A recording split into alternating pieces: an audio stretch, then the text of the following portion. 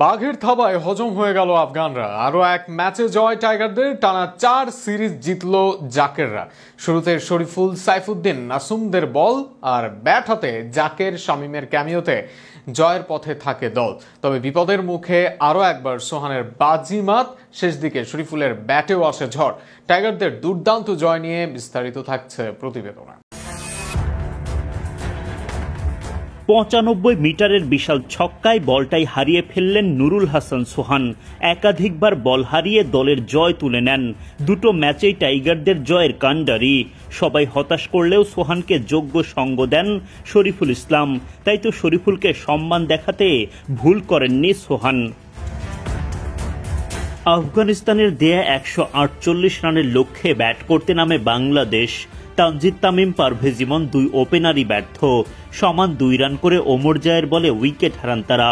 ইমন তো বিদায়ের আগে রিভিউ নষ্ট করে যান। সাইফ হাসান ভালো শুরুর আভাস দিয়েও ব্যর্থ। তিনি আউট হন মুজিবের ক্যারাম বলে। মাত্র 24 রানে 3 উইকেট হারিয়ে বিপাকে পড়ে বাংলাদেশ। জাকের আলী অনিক, শামীম পাটোয়ারি বিপদের মুখে দলের হাল ধরেন। গড়ে তোলেন 56 রানের জুটি। রশিদ খানের বলে জাকের বিদায় নিলে ভেঙে যায় সেই জুটি। 32 রান করে ফেরার আগে রিভিউ নষ্ট করে যান জাকের। দায়িত্বশীল ব্যাটিংয়ের মাঝে হুট করে রিভার্স সুইপ খেলতে গিয়ে তালগোল পাকিয়ে ফেলেন শামীম পাটোয়ারি। 33 রান করে শামীম বিদায় নিলে মহা চাপে পড়ে বাংলাদেশ। দায়িত্ব তখন নুরুল হাসান সোহানের কাঁধে।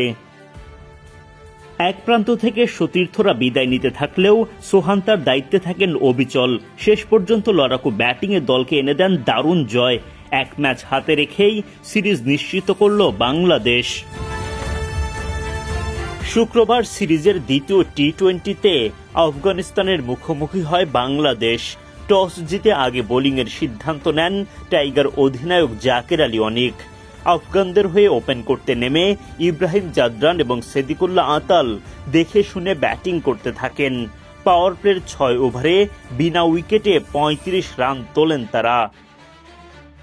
বাংলাদেশকে প্রথম সাফল্য এনে দেন লেগ স্পিনার রিশাদ হোসেন। আতাল ক্যাচ দেন পারভেজ ইমনের হাতে। 23 রান করে বিদায় নেন এই আফগান ওপেনার। দলীয় 55 রানে গিয়ে প্রথম উইকেট তুলে নেয় বাংলাদেশ। আফগানদের দ্বিতীয় উইকেট তোলেন নাসুম আহমেদ। বাউন্ডারি লাইনে দুর্দান্ত ক্যাচ রিশাদের। হতবাক ইব্রাহিম ফিরে যান 37 বলে 38 রান করে। এরপর বোলিংয়ে এসে আবারও রিশাদ জাদু। এবার তিনি ফেরান ওয়াফিউল্লাহকে। নাসুম ও রিশাদের সাথে পাল্লা দিয়ে উইকেট তুলতে থাকেন। ইমনের চোখ ধাঁধানো ক্যাচে নাসুম ফেরান রসুলিকে। 90 রানের মধ্যে আফগানিস্তানের 1 হালি উইকেট বাংলাদেশের পকেটে।